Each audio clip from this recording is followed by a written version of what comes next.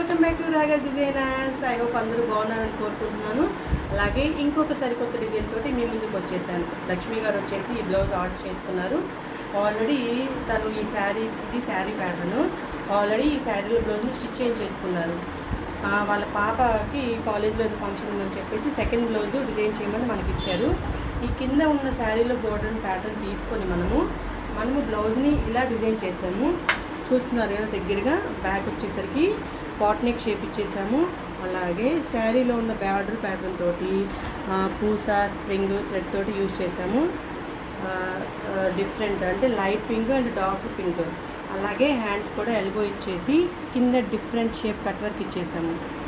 ఓకేనా? అలాగే సింపుల్గా ప్లెయిన్గా లేకుండా చీటాస్ ఇచ్చేసాము.